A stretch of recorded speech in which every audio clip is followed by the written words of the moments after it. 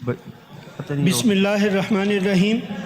جناب اسپیکر صاحب، یہ ایک انتہائی اہم موضوع ہے مرج ایریاز کے حوالے سے، اور میں نگہت اور اغزئی صاحبہ کا انتہائی شکر گزار ہوں فاٹا کے غریب عوام کی جانب سے کہ یہ گاہے بگاہے فاٹا کے دیرینہ مسائل صوبائی اسمبلی کے فلور پر لے کر آتی ہیں اور یہاں اس موضوع پر بحث ہوتی ہے۔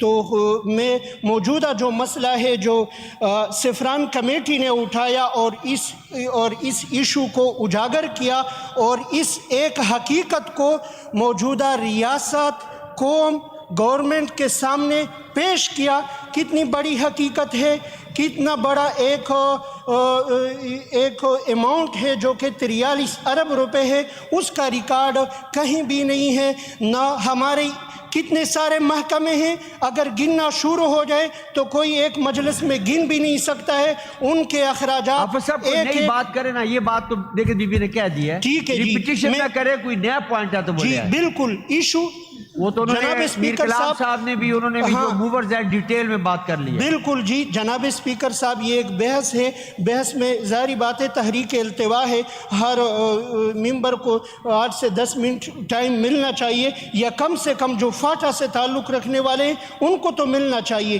کتنی بڑی اماؤنٹ ہے، پورے بجٹ میں بھی آپ نے 43 ارب پورے سال میں نہیں دیا ہے، جو کئی سالوں کے ایک ہماری جمع پونجی تھی۔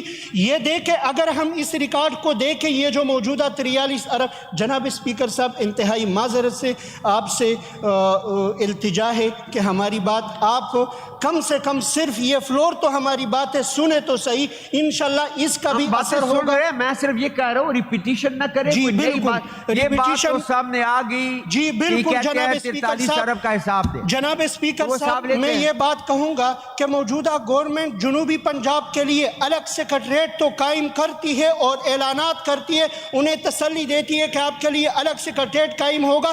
فاٹا کے لیے جو سیکریٹریٹ قائم ہوا تھا فاٹا کے نام سے، فاٹا سیکریٹریٹ، وہ ہم سے چھینا جا رہا ہے۔ اسلام آباد میں فاٹا ہاؤس کے نام سے جو فاٹا ممبران کے لیے ہاؤس قائم ہوا تھا وہ فاٹا سے چھینا جا رہا ہے۔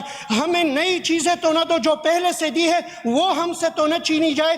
یہ فنڈ کا ریکارڈ تو غائب ہوتا رہے گا، لیکن بات یہ ہے کہ جو چیزیں ہمیں دی گئی ہے یہ ہم سے تو نہ چھینی جائے۔ صرف جنوبی وزیرستان سے 32 ہیلتھ فیسلٹیز کو ختم کیا گیا، ایسے ہی شمالی وزیرستان سے بھی اتنوں کو ختم کیا گیا۔ ابھی ایک ایجوکیشن میں جو ہمارے سکول ہیں ان کی اپ گریڈیشن روک دی گئی ہے۔ یہ فاٹا کے ساتھ جو ناانصافی پر مبنی فیصلے ہیں، میں صرف وہ فلور پر لانا چاہتا ہوں۔ چلو 43 ارب بھی ہم اس کے لیے بھی انصاف مانگتے ہیں کہ وہ ہمیں بھی دیا جائے۔ جناب اسپیکر صاحب، یہاں میں ایک مختصر سی اور بات کا اضافہ کروں، کتنی افسوس کی بات ہے، فاٹا کے عوام کے ساتھ تو ظلم ہوتا ہی رہا ہے۔ اس اسمبلی میں بھی جو فاٹا ممبران ہیں ان کے ساتھ کیسی ناانصافی ہوتی ہے۔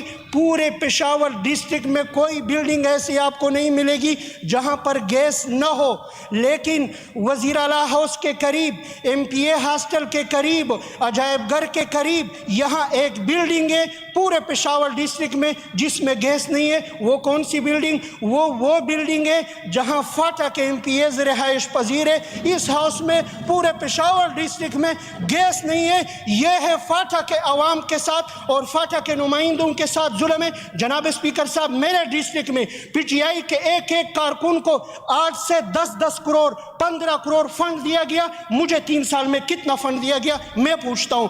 65 سے 70 کلومیٹر روڈ کارکنوں میں بانٹا گیا، مجھے بتایا جائے کہاں وہ ایم پی اے کو عوامی نمائندہ جو مینڈیٹ لے کر آتا ہے کنکلوڈ کریں جی کنکلوڈ کریں۔ یہ ایسے مسائل ہیں جناب اسپیکر صاحب، خدا را کیا یہ جو اداروں کا اور موجودہ گورنمنٹ کا گٹھ جوڑ تھا وہ صرف اس لیے تھا کہ ایسے 43 ارب روپے اربوں کروڑوں کے ریکارڈ غائب ہوتے رہے، کوئی اس کی کوئی تحقیقات نہ ہو؟ ہم تحقیقات چاہتے ہیں. ہم نے پہلے بھی کہا ہے کہ تحقیقات ہو, جو کرپشن میں ملوث ہو اس کو عبرتناک سزا دی جائے, بالکل صحیح ہے. سزا دی جائے, خواہ وہ کوئی سیاستدان ہو, کوئی بیوروکریٹ ہو, جس طبقے سے تعلق رکھنے والا ہو, جس سطح پر کرپشن ہو, کرپشن کے لیے قانون سازی کی جائے. ہم آپ کے ساتھ ہیں, اس فلور پر لے آؤ قانون سازی. کرپشن کے خلاف تم نے 8 سے 10 سال اس کے پی میں کرپشن کے خلاف کتنی قانون سازی کی ہے؟ فیڈرل کی سطح تک نہیں ہو سکتی ہے, اپنے صوبے کے حد تک